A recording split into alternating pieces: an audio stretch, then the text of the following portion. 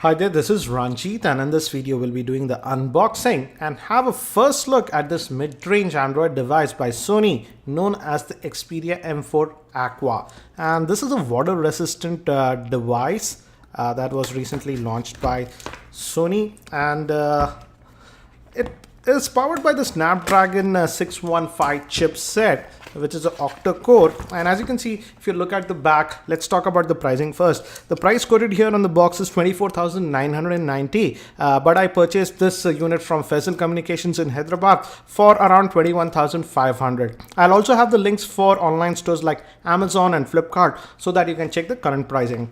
And it just gives you some basic info that it says the battery life can be up to 2 days. That'll be interesting because it supports a 2400 milliamp hour battery. This means it has NFC support and gives us basic idea that it is having an octa-core processor, 13 megapixel camera, front facing is a 5 megapixel shooter and a 5-inch screen, and it's water resistant, and the IP certification is IP68 certified. And this is the black color variant that I have. Let me take out all the things first, and we have the handset also. What else? And we also have the charger. So this is the handset. We look at this after a few minutes, and this gives us the warranty information and the SAR information. And the SAR rating for this mobile is 1.049. And this is the warranty card. Let me keep these things to the side. And this is nothing but USB to micro USB cable. We also get a headset, but looks like it's an ordinary headset, not an in-ear type. Just a basic ordinary headset, but we have the Sony branding. And this is the power plug USB, again Sony branded, and here it says it's a 850 mAh charger. So let's keep these things to the side and let's look at the handset. And this device supports nano SIM, and it says you shouldn't use cut nano SIMs with this device. So let's take this out, and this is the dual SIM model. Sony is also selling a single SIM model, but as of now in India we are only getting the dual SIM model. And the back actually looks that it's made up of plastic. Let me take out this protective cover, and the handset actually feels pretty sleek, as you can see. And here we have the micro USB slot, and this is the micro SD slot, and we have flaps, so you can insert your micro SD over here, and looks like your SIM cards will go here. And again, it's a dual SIM variant that we are getting, and both the SIM slots are nano SIM, so you have to be aware of that. The battery is again sealed inside, it's not user replaceable. And let us actually do the first boot, then I'll give you a physical overview and give me haptic feedback, and it's going to be set up. Let me give you a physical overview. On the top we have the 3.5mm headphone jack, and also a secondary noise cancellation microphone. And on this end, again, as I mentioned, the SIM slots. This is the power on off button, it's doing the first boot, and the volume rocker. And we also have a dedicated button for the camera shutter, so that's nice. Opening for the speaker, the main microphone, and on this end the micro SD card slot. And this is the micro USB slot that will be used for charging this device. And as you can see, it has that means it has NFC, and the rear facing camera is a 13 megapixel shooter with LED flash, and actually it looks pretty sleek, I would say. And the screen is a 5-inch screen. It's a 720p screen.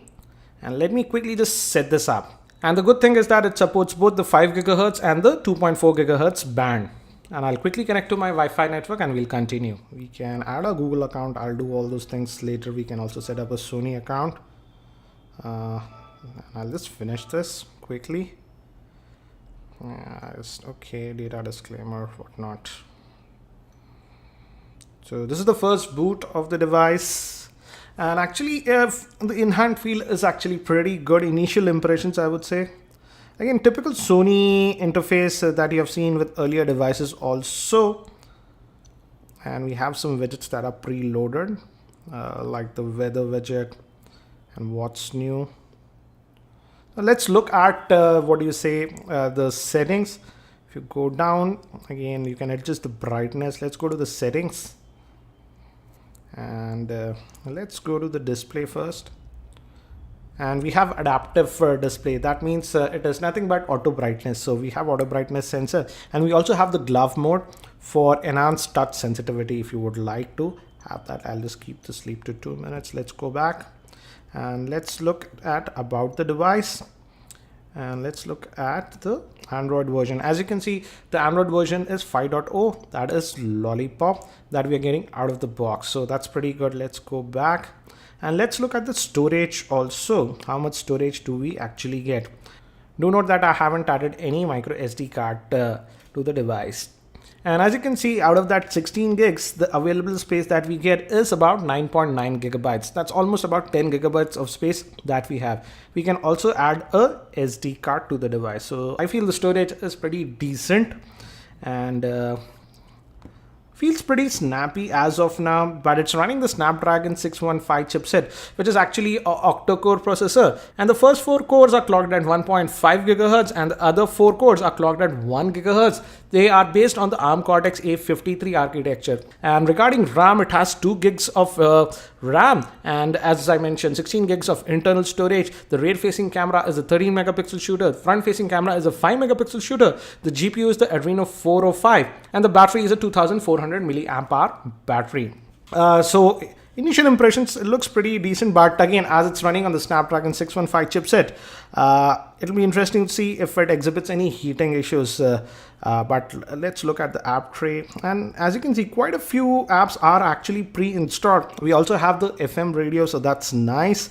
And again, we have some Sony proprietary stuff pre-installed like Sony Live, and we also have AVG Office Suite. So a lot of bloatware is actually pre-installed. I'll check later on if I can uninstall some of these preloaded apps, but let's quickly just fire up the Chrome web browser and let's see how it does in web browsing. As of now, the phone looks pretty snappy, guys. Let's try to go to tech. This is the default keyboard that we get.